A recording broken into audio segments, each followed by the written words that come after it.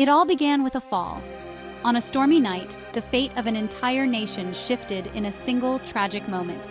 King Alexander III of Scotland, returning from a council meeting, braved the treacherous cliffs near Kinghorn. The wind howled, rain lashed the earth, and in the darkness his horse stumbled. The king was thrown from his mount, plunging into the abyss below.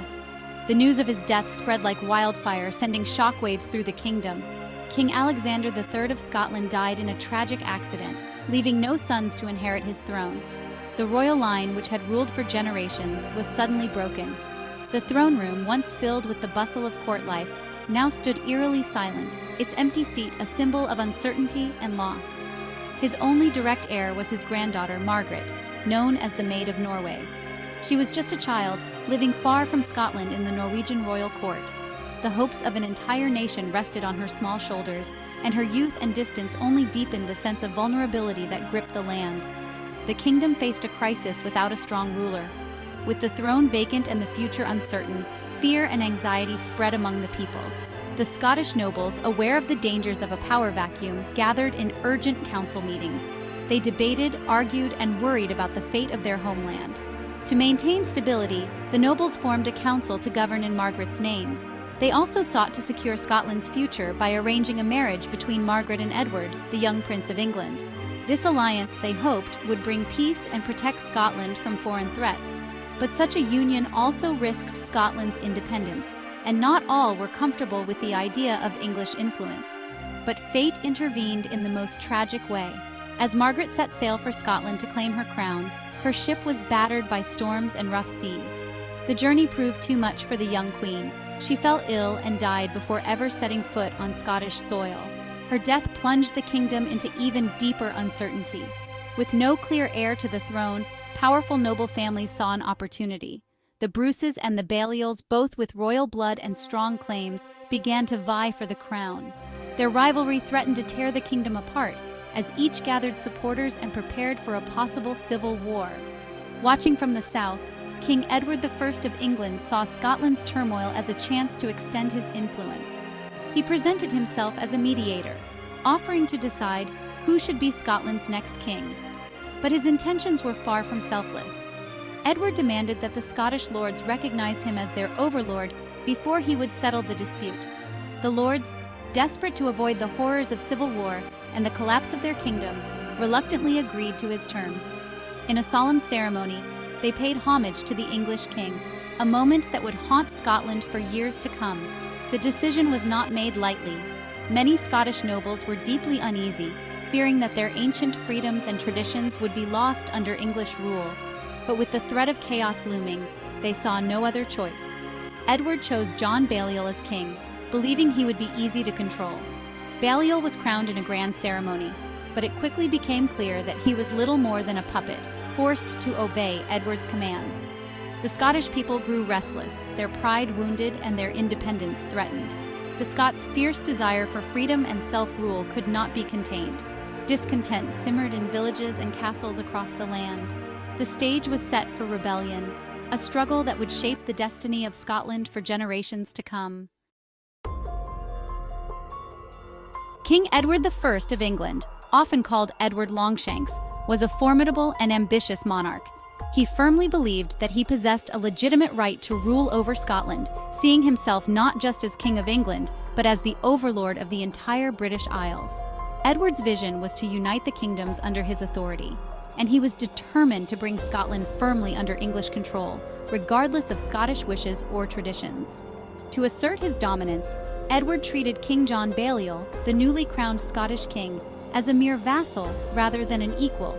He demanded that important Scottish legal cases be brought before English courts, undermining the authority of Scotland's own legal system.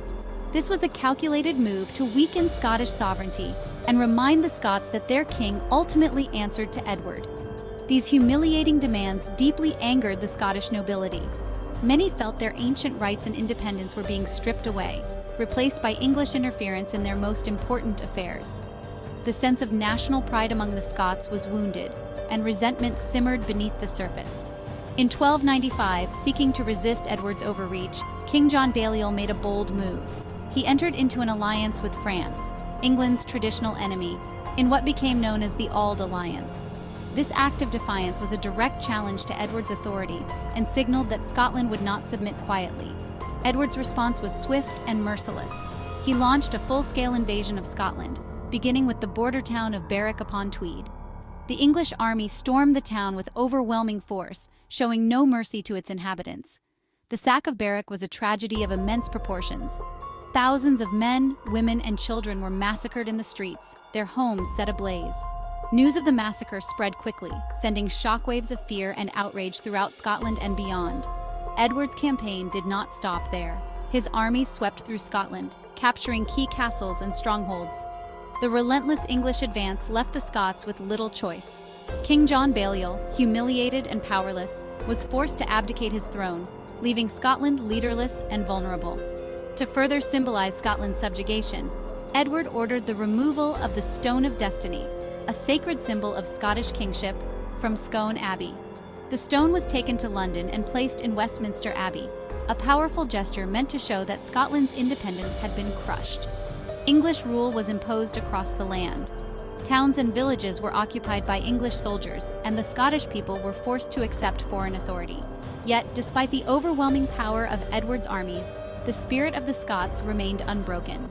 Many refused to accept defeat, clinging fiercely to their identity and hope for freedom. In the forests and hills, resistance began to flare. Lesser nobles, dispossessed knights, and even common men took up arms against the occupiers. Among them emerged a figure who would become legendary, William Wallace. Leading bands of rebels, Wallace and his followers ignited a new chapter in Scotland's struggle for independence, proving that the fight for freedom was far from over. William Wallace, the son of a minor landowner, grew up in the rugged Scottish countryside, shaped by hardship and the ever-present threat of English domination. From a young age, he witnessed the struggles of his people, their lands taxed and their freedoms restricted by foreign rulers. These early experiences forged in him a deep sense of justice and a burning desire for Scottish independence. As word of his defiance spread, Wallace quickly became a symbol of resistance for the common folk. Villagers and townspeople, long oppressed and yearning for hope, rallied to his cause. His courage inspired not just warriors, but farmers, craftsmen, and even women and children, all eager to see Scotland free from English control. Wallace's bold act of killing the English sheriff of Lanark was more than just a personal vendetta.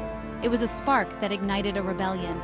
This daring deed sent shockwaves through the region, marking Wallace as an outlaw in the eyes of the English, but a hero to his own people. Recognizing the need for unity, Wallace joined forces with Andrew de Moray, another passionate leader. Together, they organized a ragtag army and prepared to face the might of England at the Battle of Stirling Bridge, a pivotal moment in Scottish history. Against all odds, the Scots used their knowledge of the land and clever tactics to trap and defeat a much larger English force. The victory at Stirling Bridge was nothing short of miraculous, sending a message across Europe that the Scots would not be easily subdued. Tragically, Andrew de Moray was mortally wounded in the battle, leaving Wallace to carry the torch of rebellion. In the aftermath, Wallace's leadership became even more crucial as he comforted his grieving men and vowed to continue the fight for freedom. Recognizing his bravery and vision, the Scottish nobles gathered and proclaimed Wallace the Guardian of Scotland. In a solemn ceremony, he was presented with a sword, symbolizing his new role as the nation's protector and leader. As Guardian, Wallace wasted no time. He led daring raids into northern England, striking fear into the hearts of his enemies and driving English forces out of Scottish territory. His tactics were bold and relentless, showing the world that Scotland would not bow to foreign rule. Yet even in victory, Wallace remained vigilant. He knew that King Edward I of England, known as Longshanks, would not accept defeat lightly.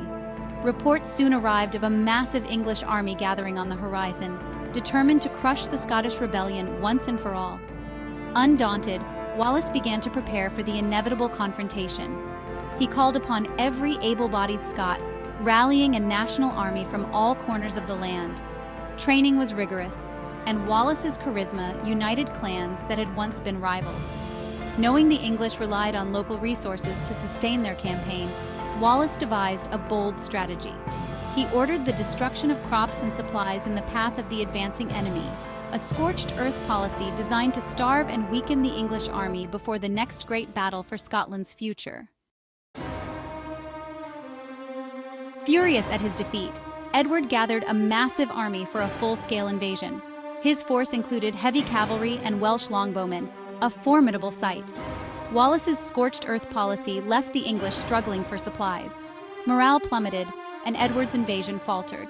But Scottish traders revealed Wallace's location near Falkirk. Edward marched through the night, determined to force a battle. Wallace's smaller army relied on disciplined spearmen and schiltrons. The stage was set for a decisive confrontation.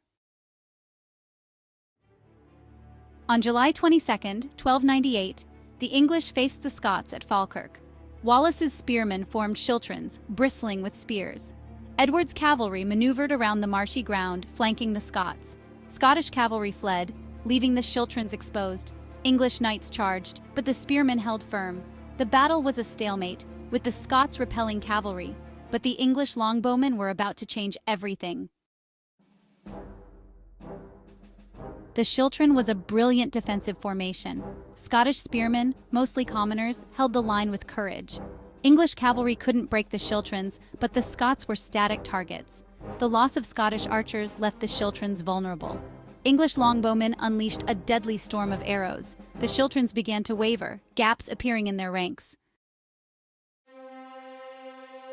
Edward's longbowmen rained arrows on the Scots. The schiltrons, once impenetrable, became death traps. Wallace's strategy was undone by a weapon he couldn't counter. English cavalry charged into the gaps, turning the battle into a massacre. The Scottish army was shattered, survivors fleeing the field. Falkirk was a catastrophic defeat, a brutal lesson in warfare. The slaughter at Falkirk was immense, the Scottish army destroyed. Wallace escaped, but his reputation was shattered. He resigned as guardian, the nobility taking control. Wallace became a diplomat, seeking support for Scotland. Edward hunted him relentlessly, placing a price on his head. The defeat crushed Scottish morale, English occupation re-established. The war continued, but the fight changed, becoming a war of attrition. Falkirk wasn't Wallace's last stand. His true end came in 1305. Betrayed and captured, he was executed in London. His death turned him into a martyr, inspiring new fighters. Robert the Bruce reignited the war for independence. Falkirk taught the Scots vital lessons in warfare. Bruce's victory at Bannockburn was built on these lessons. Falkirk was a pivotal moment, forging Wallace's legend. In defeat, he became a symbol of defiance and freedom.